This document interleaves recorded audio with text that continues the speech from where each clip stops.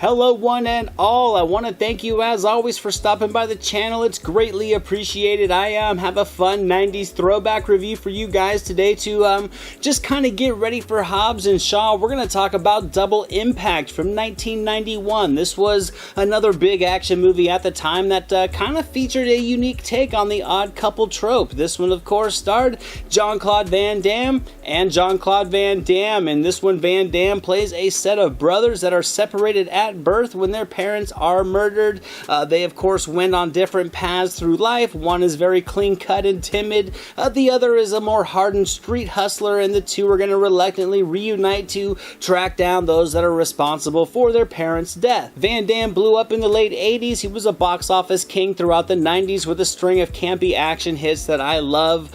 From 88 to 90, he was pretty busy pumping out movies like Bloodsport, Cyborg, Kickboxer, Lionheart, and Death Warrant. Then came this movie where he just opted to play opposite himself rather than enlist another big name talent, and the result is just classic campy Van Damme action that I love. And I mean, despite being only a few years in the game at the time of this film, Van Damme really brought this just confident self-awareness that even Vin Diesel took a handful of years to develop, and for the needs of this film, it was comically perfect. Sure, this is an action movie, and regardless of some one-liners, it's not intended to be a comedy, but that does not mean that some of the dialogue, Van Damme's dual roles, many situations throughout the story, and yes, some of the tongue-in-cheek dialogue does create amusement as the kicks are flying and the necks are being broken, that in my opinion really add a fun extra element while watching this one. I think Van Damme perfectly sold the persona of the pretty boy with silk underwear, and he did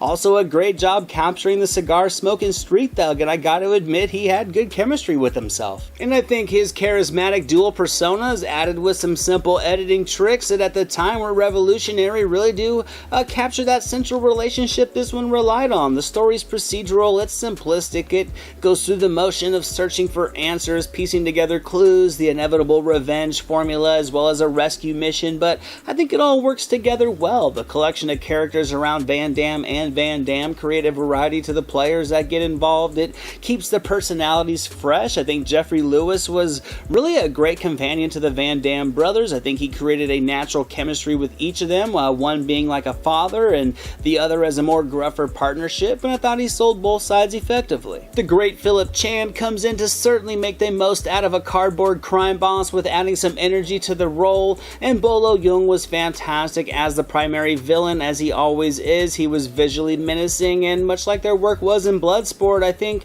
both Van Damme and Young work extremely well together to just sell some great Americanized martial arts action. The action throughout is frequent with fighting, car chases, shootouts, there's sneak attacks, one-on-one showdowns, which really does just keep the pace moving from start to finish. Pretty boy Van Damme is spinning and kicking like he usually is.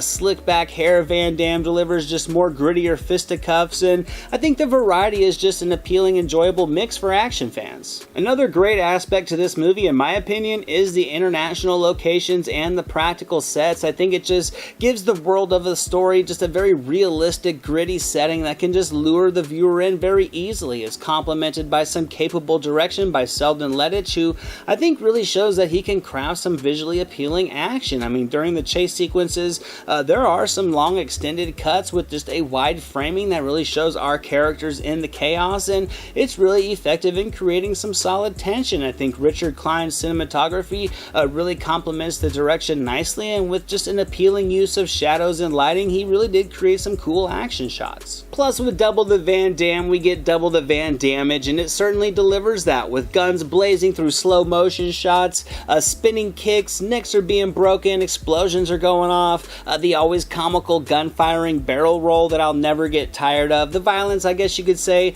the level of it is in the middle of the road with plenty of blood, but nothing overly gratuitous, at least not in comparison, I guess you could say, to the overall gratuitousness of this movie from the ground up, but it doesn't hold back. It provides more than enough violence for action movie fans, and with Van Damme seemingly soaking up every minute of the dual spotlight, it just carries a time period charm that you can't overlook. Normally, I think I would give this film 75% on the entertainment meter, but with it working in one of the most nonsensical sex scenes I can remember pretty much in film history, I have to give it a little bit more credit. Van Damme's butt is nicely powdered. Alana Shaw looks fantastic. It ends up leading to Van Damme fighting himself, and that's always awesome. So instead, Double Impact is going to get 80% on the entertainment meter. The self-awareness of Van Damme is just fantastic in this movie. It results in a classic 90s action film that still holds up pretty well in the genre, and is one that I think is a highlight in the career of the Muscles from Brussels. Thank you so much for watching this video, guys. I hope you enjoyed it. If you did, drop it a thumbs up, leave a comment below. I'd love to talk movies with you guys. Share it with your friends, and without question, hit that subscribe button and the notification bell so you can never miss a video. Here are some links to some recent reviews just in case you missed them. All my social media links and the link to our official website are down in the description below, and I'll catch you next time.